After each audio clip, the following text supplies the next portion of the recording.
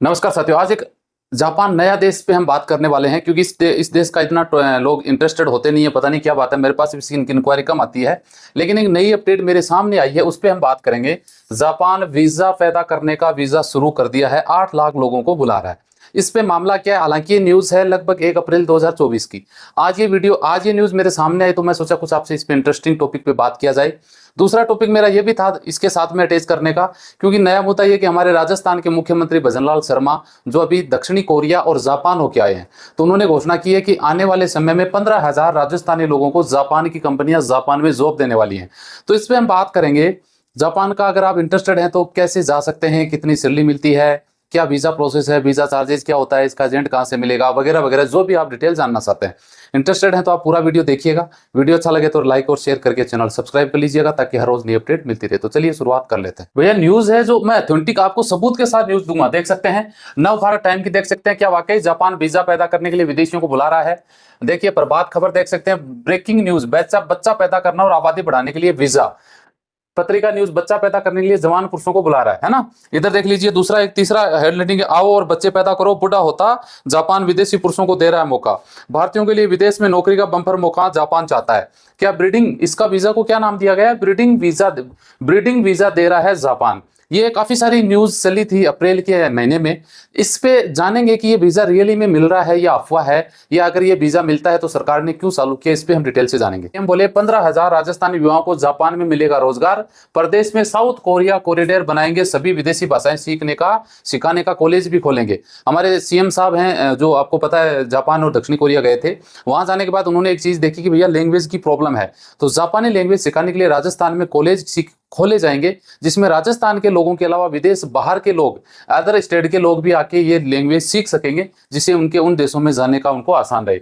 Japan में बच्चा पैदा न करना बड़ा समस्या बन चुकी है। जापान के लोग यार बच्चा पैदा नहीं करते, इसलिए वहां की पॉपुलेशन है दिन प्रतिदिन डाउन होती जा रही है। अब इसकी एक गणित देखें तो जापान में पॉपुलेशन देख लो कितनी है, लगभग 1.25 मिलियन के करीब पॉपुलेशन है। ये आंकड़े अगर देखे जाएं 2024, 2023, 22 और 2020, इनके आंकड़े अगर देखे जाए ना, तो भाई साहब ईयरली देखो माइनस होता जा रहा है ये देश। 2024 माइनस, 2023 माइनस, 2022 माइनस, 2020 माइनस, यानी जनसंख्या दिन प्रतिदिन जापान में घट रही है। इसके हिसाब से देखा जाए तो जापान में बूढ़े लोगों की संख्या ज्यादा है, और जो यंग जनरेशन है, जो काम करने वाले वर्करों की कमी है। इसलिए जापान ने एक घोषणा और भी की है कि हम 2030 तक लगभग 8,20,000 वर्करों को, अलग अलग देशों के वर्करों को हम हमारे देश में बुलाने वाले हैं। इंडियन लोगों के लिए बेहतरीन मौका है, इससे बेटर मुझे नहीं लगता कोई मौका है। आपको इस देश के बारे में जरूर अप्लाई करना चाहिए। तो इसके बारे में और भी हम बातें आपको बता देते हैं।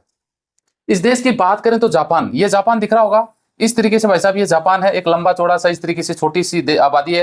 हालांकि वैसे देखा जाए तो आबादी के हिसाब से 17वां इसका बड़ा स्थान आता है। नजदीक में अगर कंट्री लोग हैं तो भैया दक्षिणी कोरिया, और किंग जोम साहब तो जापान के ऊपर से मिसाइल फेंक देता है, तो वो उत्तरी कोरिया दक्षिणी कोरिया नजदीक लगते हैं। और थोड़ा चीन भी इनको आंखें दिखाता है, आपको पता है, और रशिया भी इनके नजदीक में लगता है। तो 4 देशों की वैसे डायरेक्टली सीमा किसी के नहीं लगती है। देख सकते हैं बीच में आपको पानी दिख रहा होगा, है ना, डायरेक्ट जैसे इंडिया की ओर है वैसे नहीं है, उत्तरी प्रशांत महासागर इधर आ जाता है। इस देश की टोटल पॉपुलेशन 1.25 मिलियन पॉपुलेशन की ईयरली अगर डेटा देखा जाए तो दिन प्रतिदिन डाउन होती जा रही है। यहाँ के लोग बच्चा पैदा करने में इंटरेस्टेड नहीं है। आगे अगर बात करें तो देख सकते हैं इंडिया के लगभग, मेरे अकॉर्डिंग लगभग 70,000 इंडियन लोग हैं जो यहाँ पे एजुकेशन कर रहे हैं, जॉब कर रहे हैं, अपना बिजनेस कर रहे हैं। करेंसी की बात करें तो येन, जापान में येन चलती है, जो बहुत ही डाउन कैटेगरी में इसको माना जाता है। 100 रुपए को अगर कन्वर्ट करते हैं तो 170 येन यहाँ के बन जाते हैं जापान के। तो आप समझ सकते हैं कि जापान की करेंसी कितना यहाँ पे डाउन बताई गई है। अभी के 2030 तक सरकार ने घोषणा की है कि भाई साहब हम 8,20,000 अलग अलग देशों के लोगों को हमारे देश में मौका देने वाले हैं। तो ये बहुत अच्छी बात है। और हमारे सीएम साहब आपको पता है राजस्थान के अभी गए थे, तो वहां की कंपनियों ने जिस हिसाब से आंकड़े पेश किए हैं कि 15,000 राजस्थानी लोगों को जापान में जाने का, रोजगार से रिलेटेड मौका मिलेगा। वैसे भी बता दूं, हमारे राजस्थान में बात करें तो ज्यादातर लोग हैं, नागौर साइड है, चूरू में सुजानगढ़ है, यहाँ के लोग जापान ज्यादा रहते हैं। और राजस्थान जैसे जोधपुर है, बाड़मेर है, वहां के लोग घुड़सवारी में सबसे ज्यादा लोग जाते हैं। जापान में घुड़सवारी का वीजा आसानी से मिल जाता है, अगर आपको काम घुड़सवारी करने का काम आता है। घुड़सवारी समझ गए ना, उसमें भी बहुत आसानी से यहाँ से वीजा मिल जाता है। इसको देखते हुए यहाँ की सरकार ने 5 साल का एक वीजा लॉन्च किया है, जिसमें आपको 5 साल तक, एक बार वीजा मिल गया तो 5 साल तक आप जापान में रह सकते हैं। अगर इसके हिसाब से देखा जाए तो जापान का वीजा 1 ईयर का भी होता है, 3 मंथ से लेके स्टार्ट होता है। 3 मंथ का और 6 महीने का, 1 साल का, 2 साल का, 3 साल का और 5 साल का, इस तरीके से वीजा कैटेगरी इसमें रखी गई है। वैसे 30 दिन से लेकर 90 दिन का भी यहाँ पे वीजा बताया गया है। वीजा चार्ज की अगर बात करें तो कोई ज्यादा इसका वीजा चार्ज नहीं है, 3000 के समथिंग आपको इस देश का वीजा मिल सकता है। यहाँ पे देखिए वीजा कैटेगरी को 4 कैटेगरी में बांटा गया है। High skill visa 1 year, 2 year, 3 year और 5 ईयर्स का मिलता है।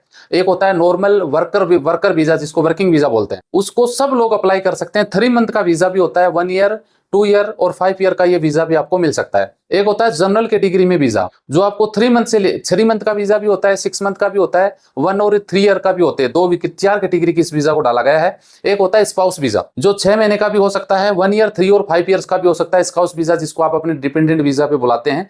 तो ये 4 कैटेगरी के वीजा जापान नॉर्मली देता है। बाकी विजिट वीजा तो होता है, ये सबको पता है।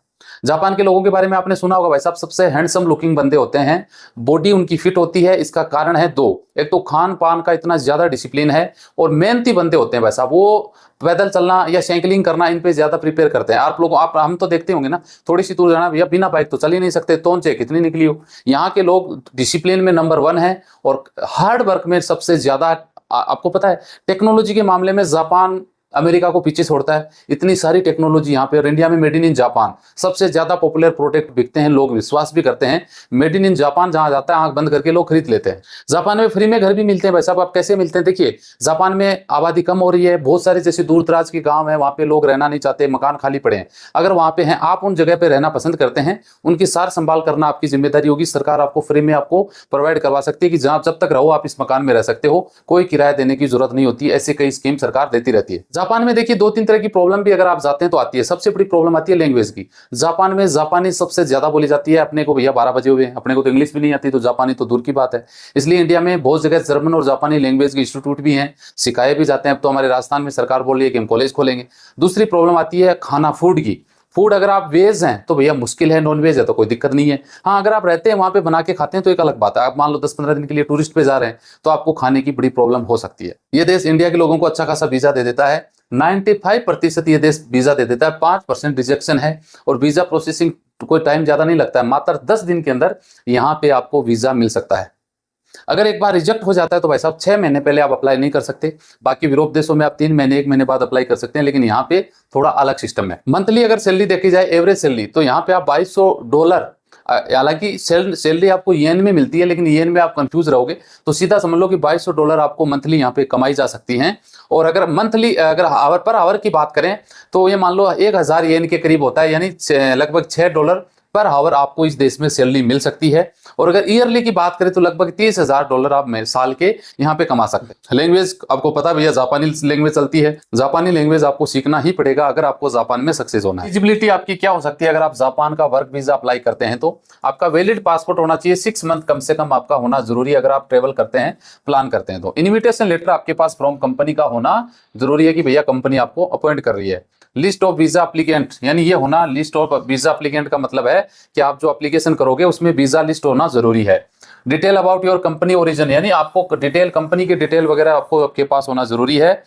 आइटनरी इन जापान, आप कहाँ जाओगे, क्या करोगे, ये डिटेल। और लेटर ऑफ गारंटी, ये यानी लेटर ऑफ गारंटी का मतलब आपको कौन बुला रहा है, ये गारंटी लेटर आपके पास होगा तो आप वीजा अप्लाई कर सकते हैं। अब वीजा रिक्वायरमेंट के लिए क्या डॉक्यूमेंट चाहिए देख लो। सर्टिफिकेट ऑफ एलिजिबिलिटी, COC, यानी एक आपको आपका एक प्रतिशत में निकालना होता है। आपके जो भी डॉक्यूमेंट यहाँ जापान की एम्बेसी में जमा होंगे तो आपको एक वो क्राइटेरिया दे देंगे भैया कि इस जॉब का आपको ये क्राइटेरिया है, ये जॉब आपको मिल सकता है। Completely field of application form complete आपको भरना जरूरी है। रिसेंट आपके पास एक फोटो आपको लगाना पड़ेगा। कॉपी आपको पासपोर्ट की फोटो कॉपी वगैरह एक्सपायरी डेट के साथ भी अटैच करनी पड़ेगी। जॉब ऑफर कंपनी का आपको बेस्ट है ना, कंपनी आपकी जापान की होनी जरूरी है जॉब ऑफर देना। जो कंपनी जॉब ऑफर कर रही है उसकी बात है। आपके पास CV है, ओरिजिनल डिग्री सर्टिफिकेट है, वो भी साफ करो। अप्लाई आपको लगाना होता है और आपको वर्क परमिट वीजा जापान के लिए अप्लाई कर देना होता है। अप्लाई करने से पहले आपको करना क्या होगा, आपको एक चूज करना पड़ेगा कि आपको कौन से वीजा की रिक्वायरमेंट है। आपको अपनी एलिजिबिलिटी है ना वो चेक करना पड़ेगा, एलिजिबल कौन सी वीजा के लिए आप एलिजिबल हैं ये देखना पड़ेगा। कंप्लीट ऑनलाइन एप्लीकेशन फॉर्म आपको सबमिट करना पड़ेगा। प्रोवाइड योर फिंगरप्रिंट और फोटो भी आपको सबमिट करनी पड़ेगी। आपकी जो वीजा चार्जेज है वो आपको फीस देना पड़ेगा। आपको अपॉइंटमेंट लेना पड़ेगा एम्बेसी का कि भैया कब आपको अपॉइंटमेंट, वीजा लगवाने के लिए अपॉइंटमेंट मिल रहा है। आपके पास रिक्वायरमेंट जो भी डॉक्यूमेंट मांगे जाते हैं वो आपको सबमिट करने पड़ेंगे। आपको वीजा के लिए इंटरव्यू भी एम्बेसी में जाके देना पड़ेगा। फिर आपको एलिजिबल है, क्राइटेरिया अगर आप करते हैं तो आपको वीजा मिल सकता है। तो इस तरीके से देखिए वीज़ा जापान में जाना वैसे कोई मुश्किल काम नहीं है कि भैया बहुत ज़्यादा हार्ड है। अगर आप विजिट वीज़ा लेके जाते हैं तो कोई इतना नहीं है, 2-1 लाख रुपए अगर आपके अकाउंट में है तो आप आराम से उसमें बैंक स्टेटमेंट में शो करते हैं, तो इतना कुछ है नहीं। बाकी जापान में देखिए इमिग्रेशन थोड़ा हार्ड होता है, वहाँ पे इजीली वीज़ा नहीं मिलता है लोगों को। लोग 3 महीने का अप्लाई करते हैं, उनको 15 दिन का दिया जाता है। जापान महंगी कंट्री है, ये ध्यान रखना।